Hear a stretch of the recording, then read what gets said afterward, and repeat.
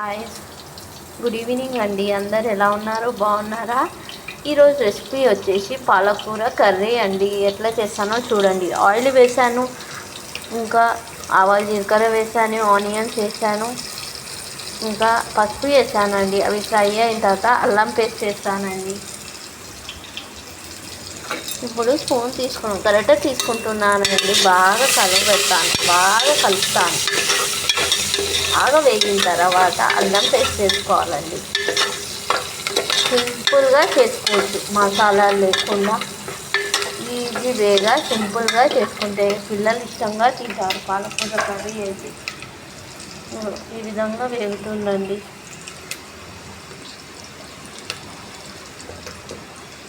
ఇప్పుడు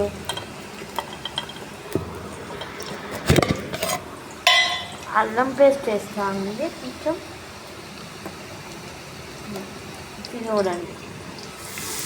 చూడండి కొంచెం అల్లం పేస్ట్ వేస్తున్నానండి. నేను ఫ్లేవర్ మంచిగా వస్తుంది. అల్లం ప్రతి కూరలా వేస్తే మన హెల్త్కి కూడా చాలా మంచిదండి. ఏ కూరలన్నా అల్లం పేస్ట్ వేసుకోండి, మన హెల్త్ బాగుంటుంది. ఇంకా మనకి ఏ రోగాలు రాకుండా ఉంటాయండి. ఇప్పుడు వేసేసాం కదా.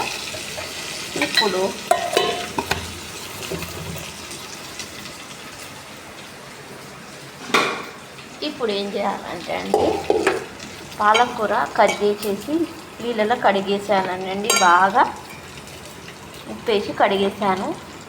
మట్టి గిట్టి ఉంటే వెళ్ళిపోతుందండి. ఇప్పుడు ఈ పాలకూర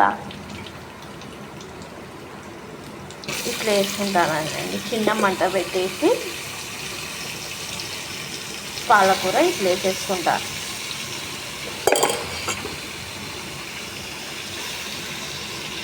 సన్నగా కట్ చేసుకున్నాను అండి. చూడండి ఇంత సన్నగా కట్ చేసుకుంటే బాగా కనిపిస్తుంది, తినడానికి కూడా బాగుంటుంది.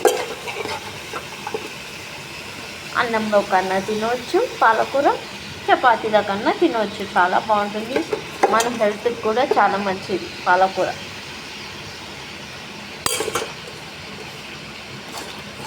మొత్తం వేసేసుకొని ఒకసారి కలిపేసుకుంటే,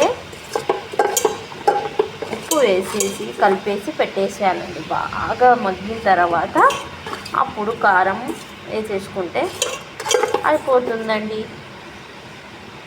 మనకు ధనియాల పొడి ఉంటే ధనియాల పొడి వేసుకోవచ్చు, గరం మసాలా ఉంటే వేసుకోవచ్చు. లేదా ఉంటే మాకేమొద్దు, లైట్గా మేము మసాలా ఫుడ్ తినలేము అనుకుంటే ఇట్లా ఉప్పు కారం కొంచెం అల్లం పేస్ట్ చేసుకొని చేసుకోవచ్చు.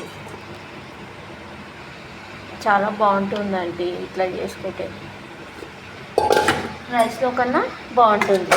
ఇప్పుడు బాగా కలిపేస్తానండి. నేను ఒక 2 minutes వెయిట్ చేయండి. డిస్టర్బ్ చేసినందుకు ఏమనుకోవద్దు. బాగా కలిపేస్తున్నా అండి. ఎవరు లేరండి వీడియో తీయడానికి, నేను ఒక్కదాన్నే ఉన్నాను. మొబైల్తోనే చేసుకుంటున్నానండి, అందుకనే డిస్టర్బెన్స్ అవుతుంది. మధ్యలో ఏమనుకోకండి.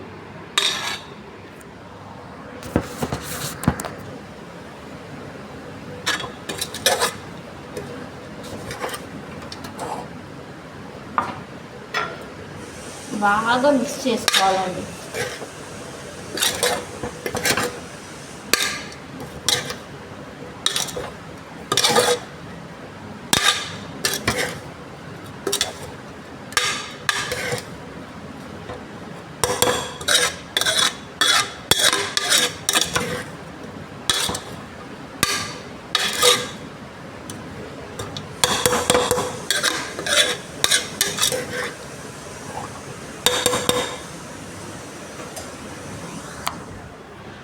చూడండి ఈ విధంగా కలిపేస్తే పాలకూర అంతా దగ్గరకు అయిపోతుంది. ఫుల్ ఉండేది మొత్తం కిందికి వెళ్ళిపోతుంది కదా. పాలకూర ఎప్పుడైనా ఆకుకూరలు చాలా బాగుంటుందండి.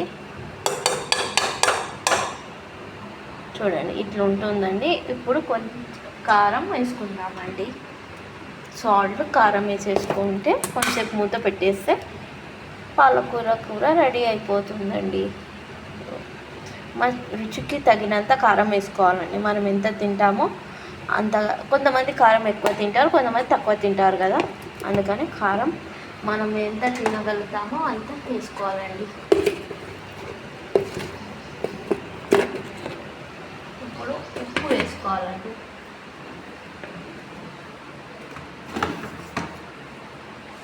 ఇప్పుడు ఉప్పు తెస్తున్నానండి నేను.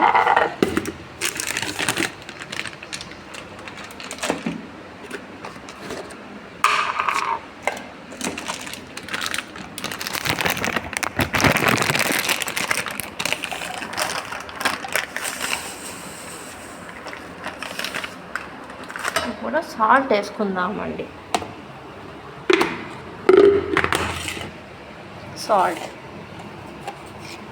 సాల్ట్ అంటే ఉప్పు చూసుకోండి, మీ రుచికి తగినంత వేసుకోవాలి. మీరు ఎంత తినగలరు సాల్ట్, ఎక్కువ కూడా వేసుకోవద్దండి, తక్కువనే వేసుకోవాలి. మళ్ళీ సరిపోకపోతే మళ్ళీ వేసుకోవచ్చు. ఓకే అండి, ఇప్పుడు బాగా మిక్స్ చేసుకోవాలి.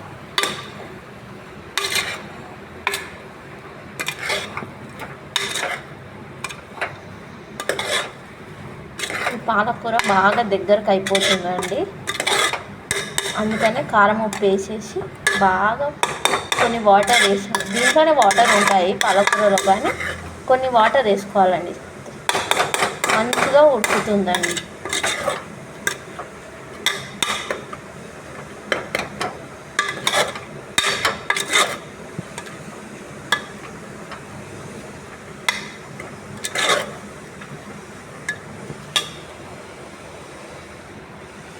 మంచిగా ఉడుకుతుందండి.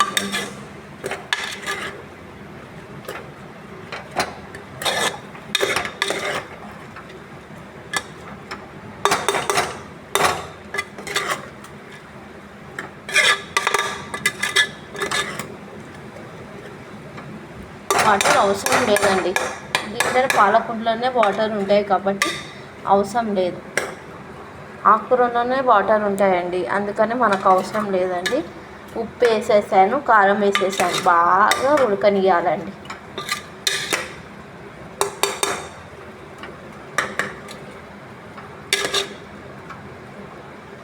ఉడికింది అయిపోతుంది. ఈ విధంగా పాలకూర రెడీ అండి. మీ ఇంట్లో ఏం చేశారండి ఈరోజు? కామెంట్ చేయండి. లంచ్